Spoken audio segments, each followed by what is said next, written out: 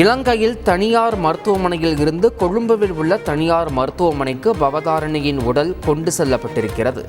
இது தொடர்பான கூடுதல் விவரங்களை இலங்கையிலிருந்து எமது செய்தியாளர் கிஷாந்தன் வழங்கிட கேட்கலாம்.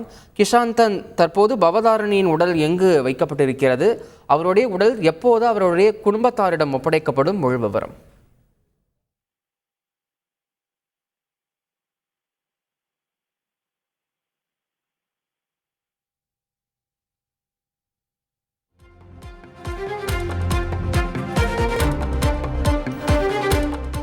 கிஷாந்தன், பவதாரணியினுடைய உடல் எப்போது அவருடைய குடும்பத்தாரிடம் ஒப்படைக்கப்படும்? இது தொடர்பான முழு விவரங்களை சொல்லுங்க.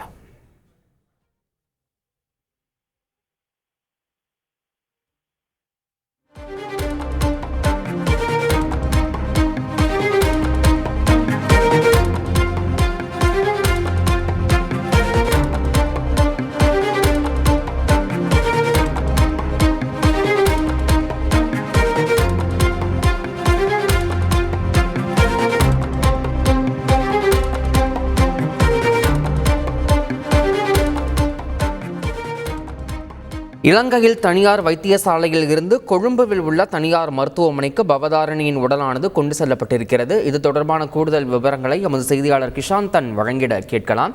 கிஷாந்தன், பவதாரணியுடைய உடல் தற்போது எங்கு இருக்கிறது? அவருடைய உடல் எப்போது அவருடைய குடும்பத்தாரிடம் ஒப்படைக்கப்படும்? இது தொடர்பான முழு விவரம்.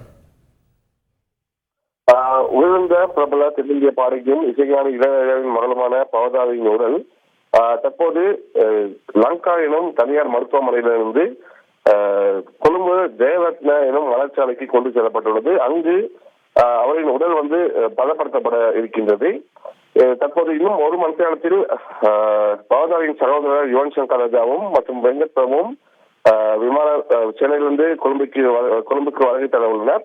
அதன் பிறகு அந்த ஜெயரத்ன மலர்ச்சாலையில் வைத்து அவர்களுக்கு பவதாரின் உடல் வழங்கப்படும். அதாவது இவர்கள் அந்த சடலத்தை பொறுப்பேற்ற உள்ளனர். அதன் பிறகு சட்டப்பூர்வமான ஆவணங்கள் வழங்கப்படும். அதன் பிறகு கொழும்பு ரத்நாயக்க விமான நிலையத்திலிருந்து விமானம் மூலம் இன்று காலை 10 மணி அளவில் அல்லது மதியம் அளவில் பவதாரியின் சடலம் சென்னைக்கு கொண்டு செல்லப்படும் எனவே தகவல்கள் வெளியாகியுள்ளது. விவரங்களுக்கு நன்றி கிஷாந்தன். செய்திகளை உடனுக்குடன் தெரிந்து கொள்ள உடனே சப்ஸ்கிரைப் பண்ணுங்க.